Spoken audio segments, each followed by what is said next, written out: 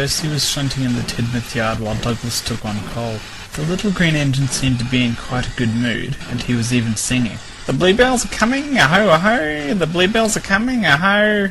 "If you must sing, Percy, can you no sing in tune? Anyway, the song's about calm-bells, not bluebells." "Well, mine's about bluebells." "Well, that's a wee bit daft. Bluebells are flowers, they grow in the ground. How could they come or go anywhere?" "These bluebells aren't flowers, they're engines." "Engines? That's right." "You dinna say." "I do say. One of them's coming to visit, with his controller. Didn't you hear the Fat Controller telling us about it?" "I was away." "As you know, steam engines are all gone on the other railway now, either sitting on cold sidings or scrapped." "Aye," Douglas agreed. "Had I no escaped, I'd be cut up by now as well. 'Tis a sad thing. But how do the Bluebells come into it?" "Oh, the Bluebells are kind people. They've made this place in England called the Bluebell Railway. Engines can escape there and be safe. Like me getting away to here." "Yes, they're looked after there and have all the coal and water they need. And they can pull trains, too. Stepney was the first engine to escape there." "He's our wee visitor, is he?" "Aye, I mean, yes." At this point, Percy noticed something unusual at the station. "Look, the station's crowded." "That can't be right. There's no train due for another half hour." But Douglas was wrong. In the distance, an engine's whistle sounded out, one which neither of the Sodrian engines recognized. Down the line, a yellow engine came into view. He whistled cheerfully as he steamed past, getting toots from Douglas and Percy in return. The people cheered as he passed through the station, then he was gone.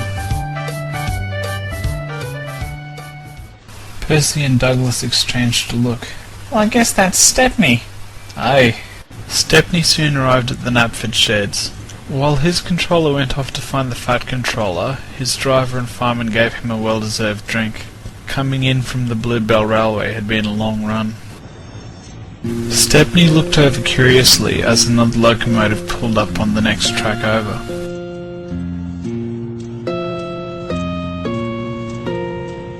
"You must be Stepney of the Bluebell Railway."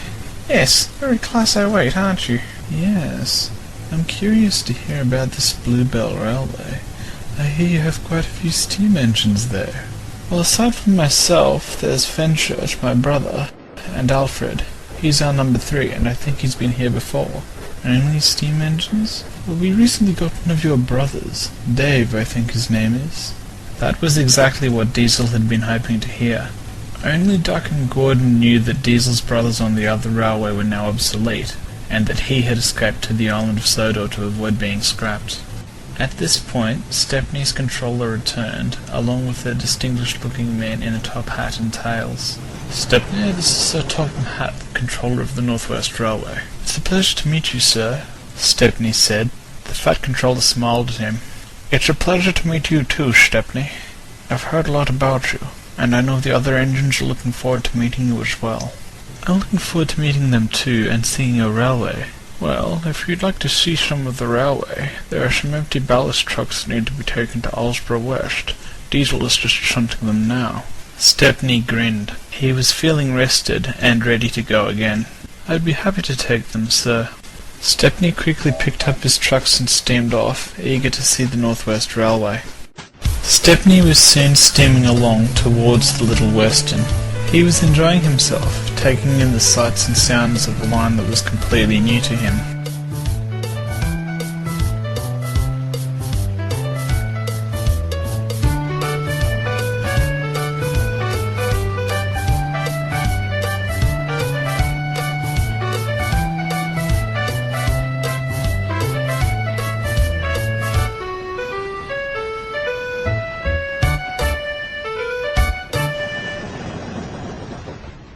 "There's a cricket game up ahead," Stepney said as he approached a cricket pitch.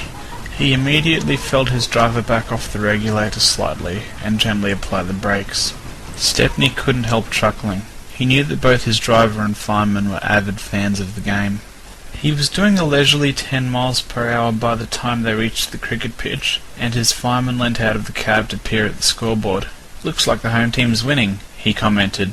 At that moment, the batsman hit the ball for 6. It sailed straight over the boundary into the last truck of the train. Neither Stepney or his crew heard it. "Where did the ball go?" asked the umpire. Several of the cricketers exchanged looks, then one of the fielders came running in from the outfield. "It bounced into that train that went past," he said. The cricketers turned and stared at the now accelerating train. "That's the only ball we've got," said the umpire. The captain of the Tidmouth team came running up a moment later. "We might be able to catch up to him in Caroline," he said. The two team captains quickly jumped into Caroline, who had been asleep. What's all this rush?" Caroline exclaimed as the Tidmouth captain quickly drove off. "There's no time to waste. That train's got our ball." Oblivious to the cricketers' consternation, Stepney was continuing down the line. He chuffed through Tidmouth Holt, tooting politely to Duck as he passed. "Seems a pleasant fellow," Duck said to himself. A moment later there was a squeal of brakes. The two captains dashed out onto the platform just in time to see Stepney's brake van disappearing. "Oh no," exclaimed the captain of the Elsbridge team. "What's wrong?" Duck asked. "That train's got our only cricket ball," explained the captain of the Tidmouth team. "That's not very sporting." "It's not his fault," explained the Tidmouth captain. "Reg hit a rather good six straight over the boundary. It landed in one of his trucks." "I see. If you take the coast road, you might be able to cut him off at Clifton." "Thank you." The captains ran back to Caroline, and moments later they were racing to catch Stepney.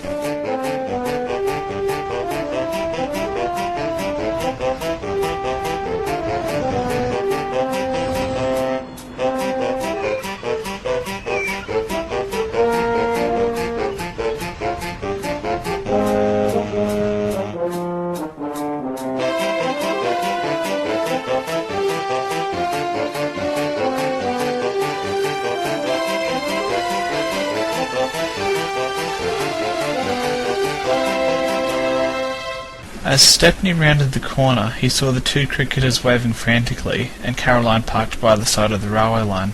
He quickly braked to a halt. Stepney's driver climbed down to talk to the cricketers. "Would you mind if we took a look through your train?" asked the captain of the Tidmouth team. "Our only ball is in one of your trucks," explained the Elsbridge captain. Stepney was shocked. "I'm sorry," he said apologetically. "I didn't realize." "It's not your fault," replied the Tidmouth captain. Before Stepney or his driver could reply, a deep whistle sounded out. Donald braked to a halt on the other side of the level crossing, so as not to endanger anyone. While the cricketers searched the train, Stepney and Caroline explained what was going on. "Are you all right?" Stepney asked Caroline when he'd finished. "I'm terribly sorry about this." "That's all right. I'm fine. I'm just not as young as I used to be. I wish Master would remember that sometimes." "Dinna fash yourself," Donald chimed in. "'Tisn't the first time this has happened. Ask Dougie about last year's final between Tidmouth and Knapford. It's why they relocated the signal that used to be next to the cricket ground." The two cricket captains suddenly came running up to Stepney. The maroon cricket ball was clutched firmly in the Tidmouth captain's hand. "I've got it." He turned to Caroline, a worried look on his face. "We need to get to the cricket pitch quickly. Do you think you can do it, Caroline?" "I don't think so, Master." A grin crossed Donald's face. "You can go back in my brake van if you like." "But what about Caroline?" "I'd be happy to give her a lift if I had a flat car." "I know where you can find one. I've just dropped one off at Hawthorne Station, the next one down the line. It was only Terence on it. He should be unloaded by now." "In that case, I'd better get moving," Stepney replied. The two cricket captains climbed into Donald's brake van, and the two trains quickly set off.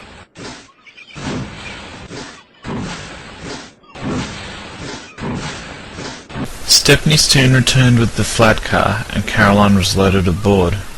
After leaving Caroline at the cricket pitch, Stepney continued down the line to complete his delivery of the ballast trucks. The match had ended with a victory to the Tidmouth team, and the cricketers were heading off the field. "Looks like they finished just in time," Stepney commented as it began raining. "Yes," agreed his driver. Once he had delivered the trucks, Stepney headed for the Knapford sheds. It had stopped raining by the time he got there, but clouds loomed threateningly overhead. He was introduced to the other engines, and they spoke for ages, asking about the Bluebell Railway. To be honest, Stepney was a bit overwhelmed by all the attention. Later that night, after the other engines had left, the mainline engines still had some questions. Tell me, do you handle trucks often on the Bluebell Railway? Gordon asked. Not at all. I miss them, actually. They're fun. Fun? James exclaimed incredulously. Before Stepney could reply, a loud crack of thunder sounded out. Rain began pelting against the roof of the shed. Does it usually rain like this in the summer here? Stepney asked. No, James replied. In fact, I'd say there's a storm coming, Henry added.